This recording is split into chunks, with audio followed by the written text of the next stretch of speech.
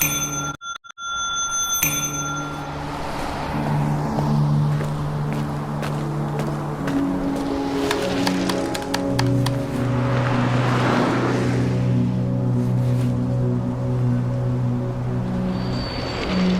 you ever stopped and thought how every small action you take shapes your life and lives of everyone around you? In this episode, we're going to talk about the butterfly effect, what we do for Hello Neighbor 3 to achieve it, and how small decisions can change our life in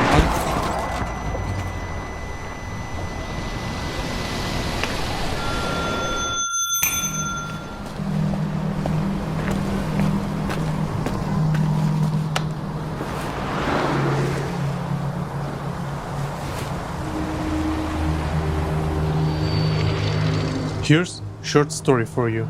Year 1961. MIT meteorologist Edward Lorenz trying to improve weather forecast using those fridge-sized computers that has no screen or memory, just printing results on a strip of paper. At some point, he wanted to look at the same simulation, but with more parameters visible. But as I said, this computer didn't store any data or have a screen. So to see the same simulation, but with more parameters visible, he has to rerun the whole thing. He took values from already printed strip, began simulation, and went for coffee.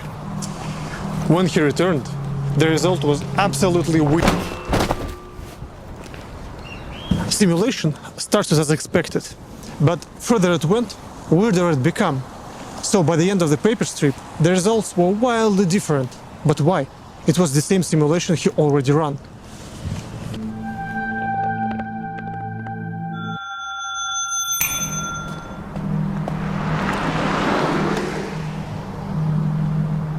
What he didn't realize, that computer prints fewer digits than uses in calculations, so the number he took from the paper was 0.506, but in reality was 0.5061. Almost insignificant rounding completely threw off his calculations by the time it ended.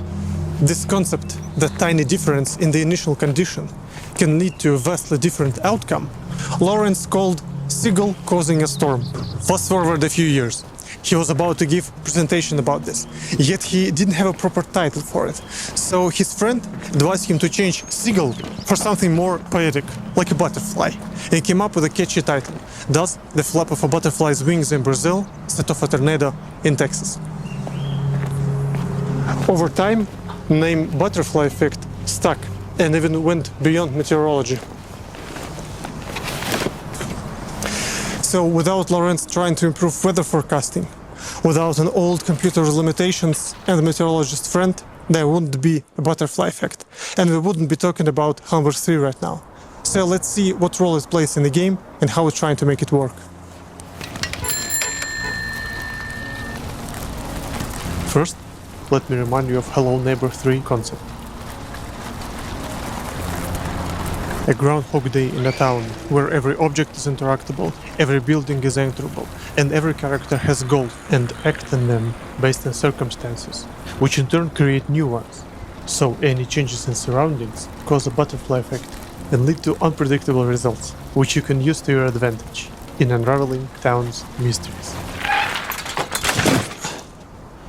At least that's the idea. In Prototype 3, we try to figure out how to achieve the butterfly effect, and in the process discover technology that we need for it. Tools, essentially.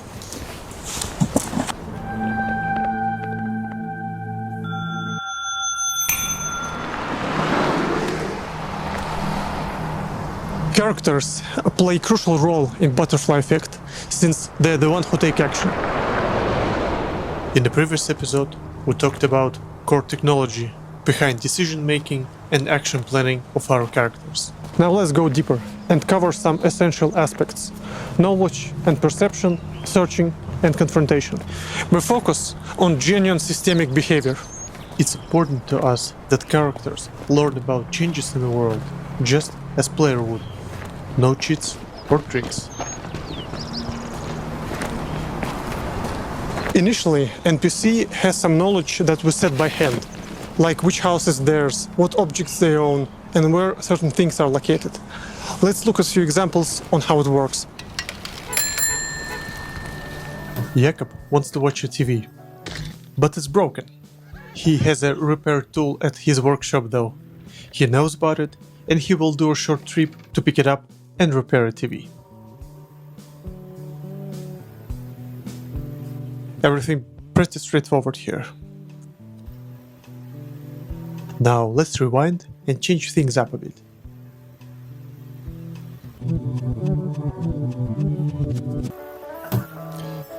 Everything is the same, but screwdriver not where he left it.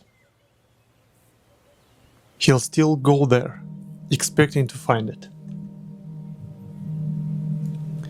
Let's take it one step further. I told you that a character knows where certain objects are located, but what if they are not there? As it is right now. First, he does a quick checkup to see if thing is still around. Next step is an interesting one. Characters have knowledge about places where items can potentially be found. There is no guarantee, of course, that it will be there, but you'll never know until you try, right?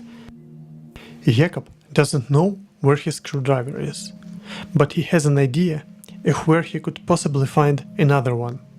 In this example, it's an abandoned hardware store. Now you can see him venturing on a trip to that location. This is a nice moment to showcase our object search system. How characters behave when looking for something. When they arrive at the location they've never been to, character does a quick look around to get a sense of the area. Each passage, hall or window tells them that there is a room behind it. They use easiest passage to get in. Our characters can now properly understand boarded doors, can open latches, and pick a path according to available options.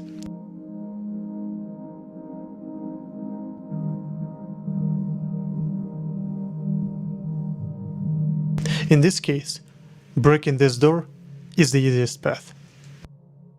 They memorize every object they stumble upon in case they'll need it later.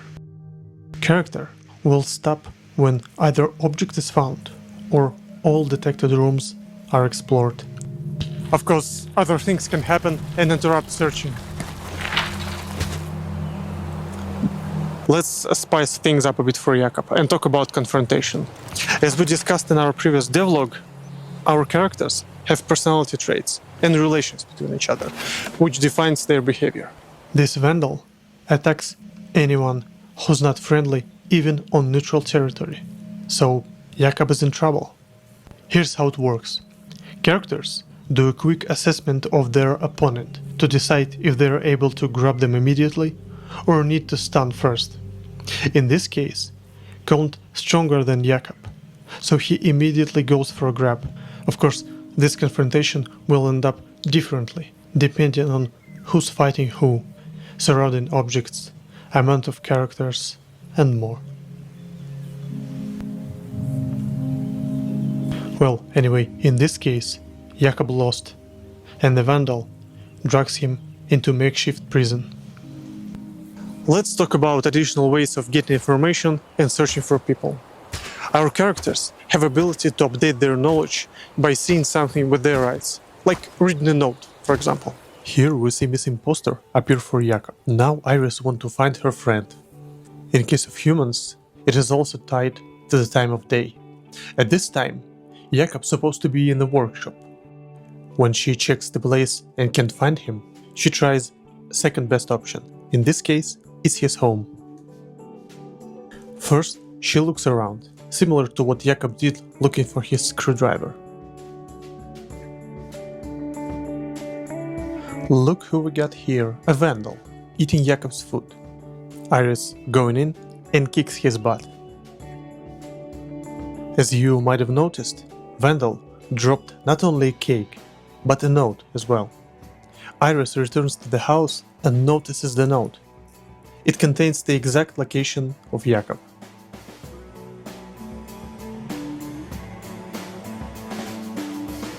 As you can see, he is unconscious.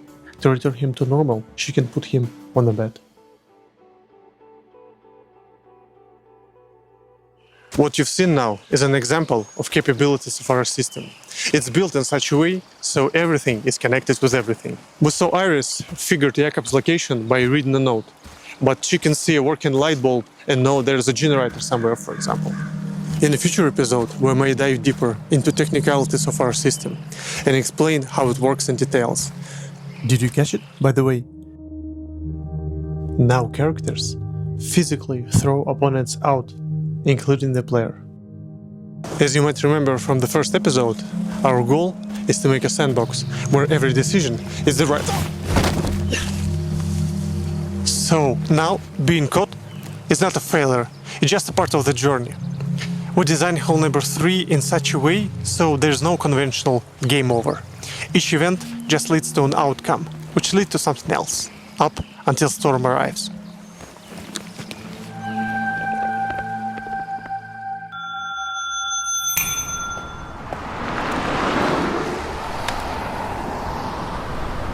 We want players to focus on the journey, set their own goals, and feel free in exploring the uncanny world of Ravenbrooks. Speaking of Ravenbrooks, we figured out how to achieve the uncanny atmosphere we were chasing.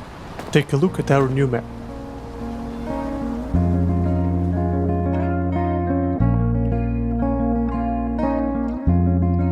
We made it from scratch, again, and this time it stays for good, as we'll be building upon it with each new iteration to come. A forever map, as I love to call it. At this stage, we have general size and layout of the town. Of course, nothing is set in stone. Some buildings might be changed, removed, or added.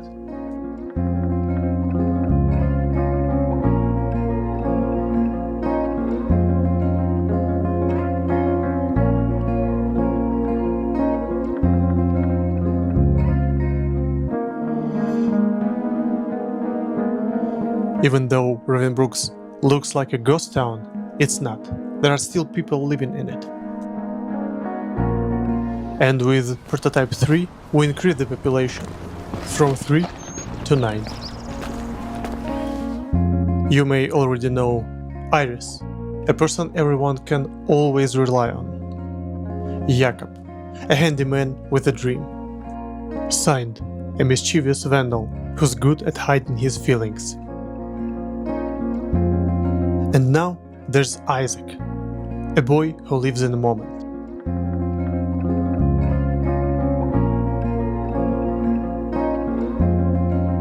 This is Janusz, a supermarket cashier with the past. An oldest living person of Ravenbrooks. Locals call her the historian. And the rest of the Vandals gang. Kond, a leader of the group. And Covered. Don't really like being stared at. This makes 8 characters, which means you get to figure out the 9th character by yourself. If a tree falls in the forest and no one is around to hear it, does it make a sound? There's no clear answer to this philosophical question. However, there's an answer to the other one. Does video game characters interact with the world if player is not around? For Hell Number 3, the answer is yes. As I said before, our approach is to keep game genuine, avoid any hard coding or invisible trickery. Everything is calculated in real time, at all times, no matter how close or far player from the action. It gives real simulated experience to the player, and if something happens, you know it happened for real. Yet there's a downside to it. Performance and balance. Look at this real internal conversation after we added all characters to the map for the first time. Let's zoom in a bit. Yes, this is 2 frames per second. While our performance is still pretty rough at times, we're really grateful to our engineers who did an amazing job optimizing all this and bringing it to a playable level. We'll continue to push forward with the amount of characters and optimization. It would be awesome to achieve something like 25 characters, but let's wait and see. Balance is whole nother beast. Behavioral system is a lot like Jenga. Figuring out all the costs and weights for actions turn out to be pretty unpredictable. It is still possible to witness an interesting behavior at times, which we're not sure how or why they're doing. It can be funny or even eerie.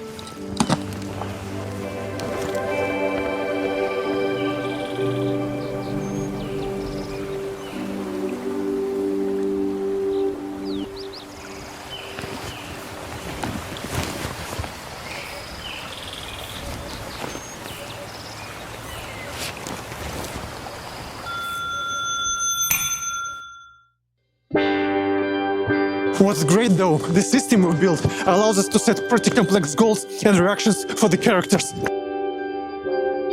Almost anything we want.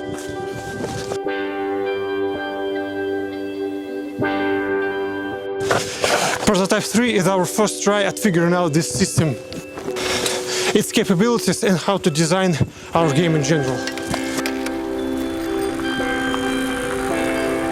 We added a few mysterious characters with goals and let them free.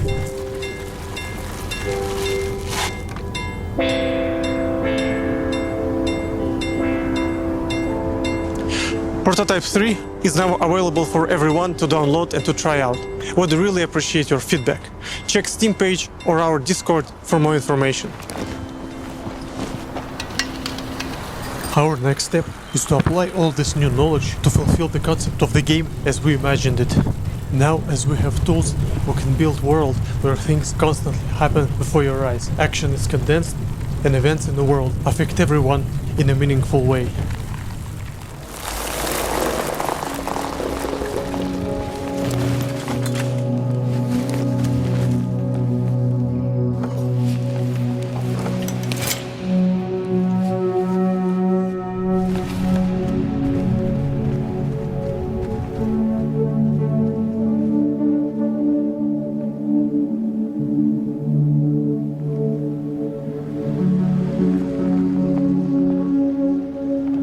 I remember watching Hey Arnold or Life with Louie as a kid, with a pencil in front of a TV trying to learn how to draw all these characters.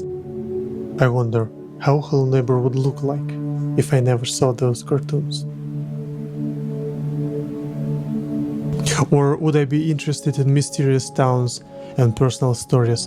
Haven't I watched the Erie, Indiana TV show as a child? Would there be Hello Neighbor at all? I wonder. In the moment, it didn't seem like a significant actions. But in hindsight, it helped to create everything Hello Neighbor is about, and especially Hello Neighbor 3.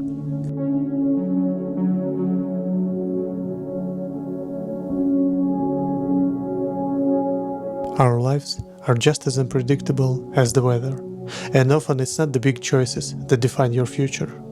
It's the small ones you didn't even know you made.